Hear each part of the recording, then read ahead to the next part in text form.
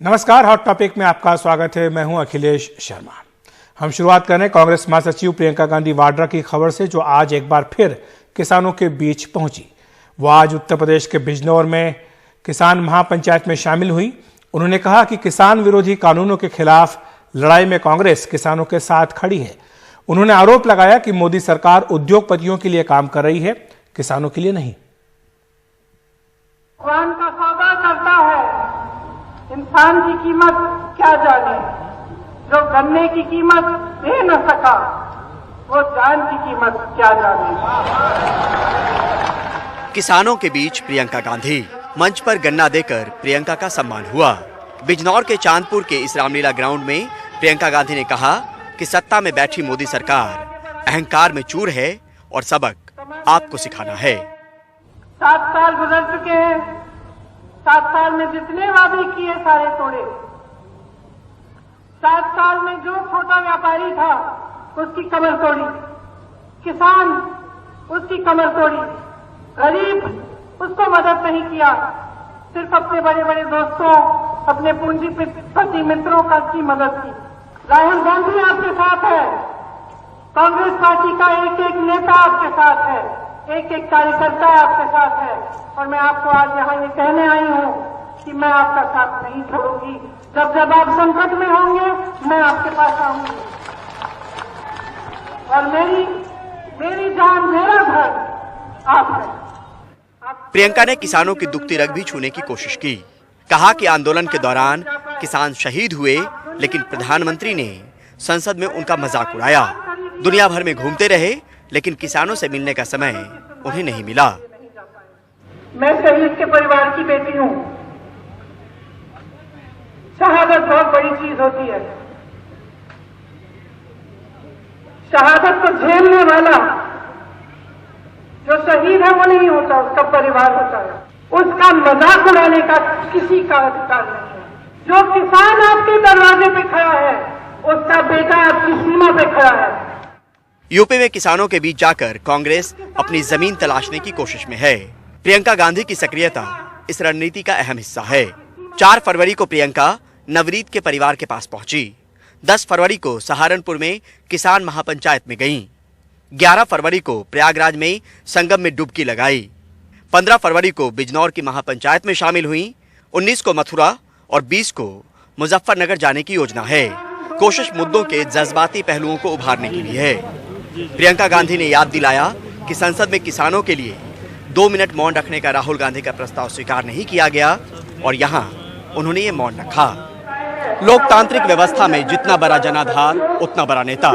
पहचान हासिल करने को लेकर आवाम की आवाज भी बननी पड़ती है और उनके बीच भी जाना पड़ता है। तो जमीन तैयार करने से लेकर जनाधार हासिल करने की ये कोशिश कल के लिए है। उत्तर प्रदेश के बिजनौर से कैमरा पर्सन सचिन गुप्ता के साथ Parimal Kumar, NDTV India. Delhi UP के गाजीपुर बॉर्डर पर कृषि कानूनों के खिलाफ किसान डटे हुए हैं, लेकिन आंदोलन में अब वो भीड़ नहीं दिख रही है। किसान नेता लेकिन इसे रणनीति बता रहे हैं। दावा कर रहे हैं कि अगर एक ही बार आवाज लगाएंगे तो लोग यहां फिर उमड़ पड़ेंगे।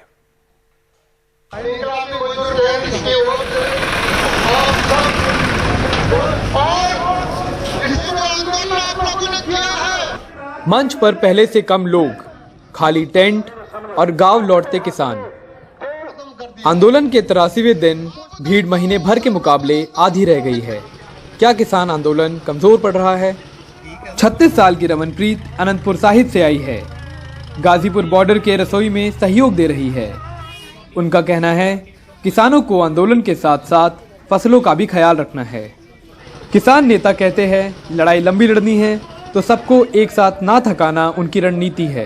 क्या हम यहाँ मान लिया 10 लाख आदमी इकट्ठे कर दें, क्या सरकार कल को हमारी बात मान लेगी? आप बताओ, कल को हमारी बात हमने पूरे देश में, जैसा हमने 18 तारीख को सांकेतिक जो है हड़ताल, सांकेतिक रेल रोको अभियान, हम प्रोटेस्ट करेंगे। किसान नेता कहते हैं कि उन्होंने आंदोलन का विकेंद्रीकरण कर दिया है। आंदोलन जो था पहले केंद्रित था बॉर्डरों पर, अब जो है सरकार की हठधर्मिता के चलते किसान जथेबंदियों को भी अपनी स्ट्रेटजी जो है वो बदलनी पड़ी। अब किसान आंदोलन हर गांव में, हर मोहल्ले में पहुंच सके, ऐसी योजना है। राकेश टिकैत ने देश भर में महापंचायतों की योजना बनाई है। वो अगले 10 दिन में हरियाणा, महाराष्ट्र और राजस्थान में महापंचायतों में शामिल होंगे। हालांकि पुलिस ने सुरक्षा या बैरिकेडिंग में कोई कटौती नहीं की है। गाजीपुर, टिकरी और सिंघू के प्रदर्शन स्थलों तक जाने वाली सड़कें अभी भी सील है। नेताओं का दावा है कि किसान एक बुलावे पर फौरन बॉर्डर पर जुट सकते हैं।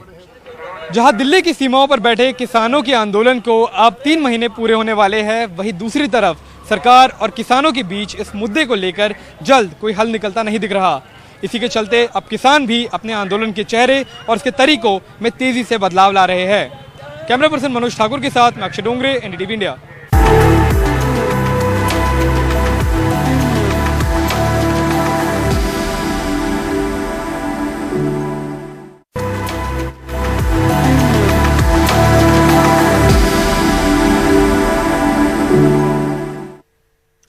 देश में पेट्रोल और डीजल के दाम रिकॉर्ड स्तर पर पहुंच गए हैं। आज लगातार 7वें दिन पेट्रोल डीजल के दाम बढ़ा दिए गए।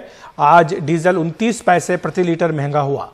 नए साल में केवल 1.5 महीने के भीतर डीजल 5 रुपये 48 पैसे प्रति लीटर महंगा हो चुका है। वहीं पिछले 10 महीनों में डीजल करीब 16 रुपये प्रति लीटर महंगा हो चुका है। वहीं पेट्रोल के दाम आज एक बार फिर बढ़ाए गए। आज पेट्रोल 26 पैसे प्रति लीटर महंगा किया गया। नए साल में केवल 1.5 महीनों की बात करें तो पेट्रोल 5 रुपये 18 पैसे प्रति लीटर महंगा हो चुका है। कुछ बड़े शहरों में पेट्रोल डीजल की कीमत पर नजर डाल लेते हैं। दिल्ली की बात करें तो यहां पर पेट्रोल 88 रुपये 99 पैसे, डीजल 79 रुपये 35 पैसे। मुंबई में 95 रुपये 46 पैसे, चेन्नई में पेट्रोल 91 रुपये 19 पैसे, कोलकाता में 90 रुपये 25 पैसे, बेंगलुरु में 91 रुपये 97 पैसे। चंडीगढ़, लखनऊ, नोएडा, पटना, रांची हर जगह का यही हाल है, जहां पर पेट्रोल डीजल की कीमतें आसमान को छू रही हैं। इस पर क्या कहना है लोगों का, आइए सुन लेते हैं। पड़ रहा है, हम लोग को तो किलोमीटर पर ही पैसा मिलता है और मानते हैं महीना में 10 बार पेट्रोल का दाम बढ़ता है, लेकिन हम लोग का कि 1 साल में किलोमीटर पर आपका पैसा बढ़ता है 1 रुपया 8 आना, यहाँ 10 रुपया साल में बढ़ जाता है अचानक। सैलरी नहीं बढ़ रही है, इसकी वजह से है, सब चीज़ दिक्कत हो रहा है, पेट्रोल का दाम बढ़ गया, ये गलत है। सरकार को ये इस पर सोचना चाहिए। रोज का रोज बढ़ता ही जा रहा है, इससे तो दैनिक जीवन में हर किसी के ऊपर कुछ न कुछ प्रभाव पड़ ही रहा है, पॉकेट पे प्रभाव पड़ रहा है। ये डेली बेसिस पे क्या 2 रुपये 4 रुपये बढ़ा देना, जिस चीज़ को बढ़ना चाहिए उस पर नहीं बढ़ाना, फालतू चीज़ जैसे जो डेली यूज़ का चीज़ है उस पर बढ़ा रहा है सरकार, इससे असर तो पड़ता ही है। गैस की दाम वही हालत है, पेट्रोल का भी दाम हालत है, इसमें आम आदमी तो बिल्कुल तरह से बर्बाद है। सरकार की नीयत को पता नहीं चल पा रहा है कि वो चाहता क्या है कि सरकार इसमें। इस बार के बजट में मीडियम क्लास के लिए सरकार ने कुछ नहीं किया, भगवान भरोसे छोड़ दिया मीडियम क्लास को। तो केवल पेट्रोल डीजल ही नहीं बल्कि रसोई घर में भी आग लगी हुई है, क्योंकि बिना सब्सिडी वाले रसोई गैस सिलेंडरों के दाम दिल्ली में आज से 50 रुपये बढ़ा दिए गए हैं। अब दिल्ली में एक सिलेंडर की कीमत 769 रुपये हो गई है। इस पर कांग्रेस के पूर्व अध्यक्ष राहुल गांधी ने भी ट्वीट कर सरकार पर निशाना साधा है। उन्होंने #LPG प्राइस हाइक ट्वीट किया है। आगे लिखा है, जनता से लूट, सिर्फ 2 का विकास।